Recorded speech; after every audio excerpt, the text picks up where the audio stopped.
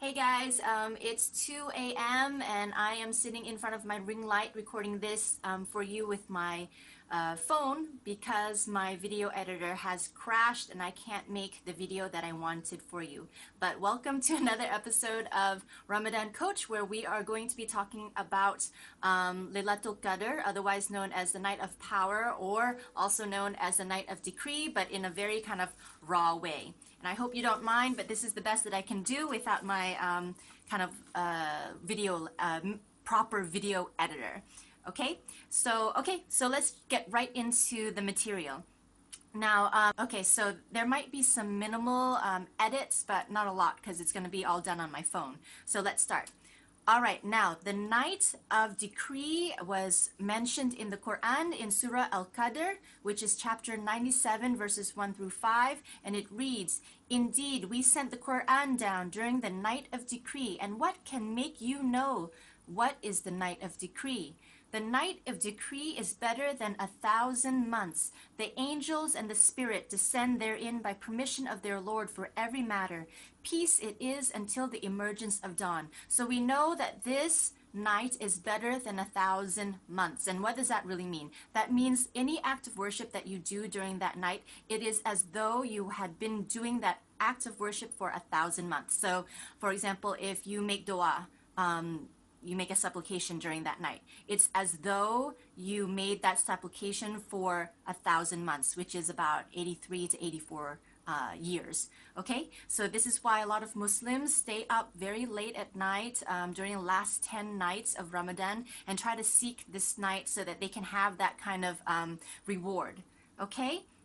Now, what are some of the things that Muslims do during that night? They recite the Quran because this is, of course, the month of the Quran. The Quran was sent down during the night of decree, and so a lot of people are going to be reciting the Quran during the nights of the last 10 nights, especially in the odd nights, but we're going to talk about that in a little bit. Also, they're making istighfar, which is basically saying astaghfirullah, asking for forgiveness from Allah. So imagine if you're asking for forgiveness for 83 years straight, continuously. Pretty amazing, right? Okay, other things, offering extra rak'ats of prayer, making plenty of dua, and there is actually a specific dua that was taught by Prophet Muhammad sallallahu alaihi wasallam to his wife Aisha radi Allahu anha, and the hadith is from Ibn Majah 3850. I can't put it on screen, so I have to tell you now, okay? So it's from Ibn Majah 3850, and the hadith reads, "It was narrated from Aisha that she said, 'O Messenger of Allah, what do you think I should say in my supplication if I come upon Laylatul Qadr?' He said, 'Say, Allahumma innaka afuwun tuhibbul afwa fafu anni.' And that means, 'O Allah, you are forgiving and love forgiveness, so forgive me.'" Now, this dua, you can probably search on Google. I had a really nice slide for you, but, well, like I said, my editing software crashed, so you're gonna have to Google it. Okay, you can just Google that. You can just Google that and memorize it and keep saying it in the last 10 days. Okay, that's a very special dua asking for forgiveness. Now, okay, so let's get into the signs of Laylatul Qadr. Number one, it is a pleasant night, and we know it's going to be a pleasant night from that same Quran verse. In the last line, it says, "Peace it is until the emergence of dawn." Now, just to remind you, the nights during, or the nights for a Muslim are from Maghrib to Fajr. So the night is from Maghrib to Fajr. So we're looking for a night that is very calm, very peaceful. Okay, there is additional detail from Ibn Khuzaimah. I don't know how to pronounce this. From Ibn Khuzaimah, number 2192, that it is a night that is neither hot nor cold, and probably that's why it's feeling quite pleasant. Okay, number two, the moon looks like a piece of a plate. So some say that it looks like a half a plate, and that is from Muslim number 1170. Number three, the night is in the last 10 nights on an odd night. Okay, so that means the 21st, 23rd, 25th, 27th, and 29th of Ramadan. Okay, there's multiple narrations. I'll just give you one, which is Muslim number 1165. Okay, so let's see.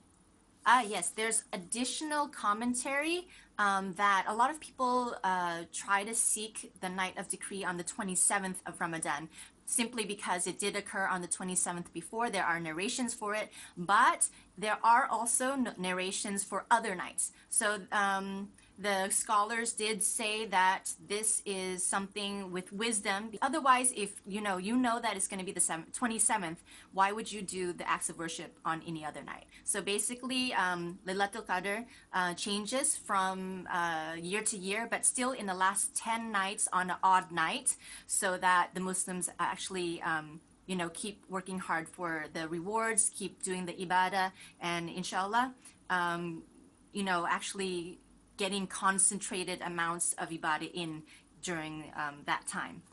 Okay, so that is number 3. Number 4, there is possibility of rain. So there are narrations where Prophet Muhammad sallallahu alaihi wasallam, he did mention that he dreamt about Laylatul Qadr, and in that dream he had prostrated, and when he came up, his face was wet with rainwater and also with mud. Okay, and then the narrations for the possibility of rain are from also multiple narrations, but let me just give you one. Let's give you one from Al-Bukhari, number 813. Okay, number 5. And this is actually my favorite one. This is the last one. Number 5 is about the sunrise for the next morning. So the sunrise the next morning, the narrations say that it is going to be a sun with no rays. So that means it's a very weak sun. You can look straight at it, but the explanation for why it's like that is pretty amazing. Let's see, Imam An-Nawawi gave us 2 different types of explanations. So the first one is, Allah just wants it that way. So he wanted the sun to come up in a very special way after a special night. So Allah just wants it that way. I kind of like the second one more, which the explanation kind of connects with the Quran verse at the very end when it talks about the angels coming down. So Imam An-Nawawi, he says that another explanation for no sunbeams is because the amount of angels filling the sky, they are actually blocking the sunbeams. I think that's pretty amazing. It's pretty amazing to kind of try to imagine that.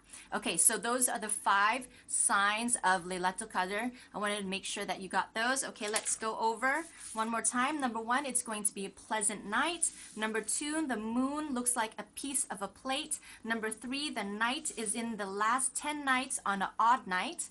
Number 4, there is possibility of some rain. And number 5, the morning sun has no sun rays. So those are the 5 signs of the night of power. I pray that both you and I are able to find this special night and also take advantage of being up that night, offering extra acts of worship for Allah. I pray that your Ramadan has been going well, and I hope you enjoyed this video, even though it's super raw and I'm sure there's lots of mistakes. I'm going to try to get my computer fixed, and hopefully the next episode, which is going to be about Eid, will be a much better quality video. We're going to talk about the Sunnah of Eid, what do you do before the Eid prayers, what do you do right after, so everything that has to do with Eid. Alright, so I will see you in the next episode of Ramadan Coach. Bye! Assalamu alaikum!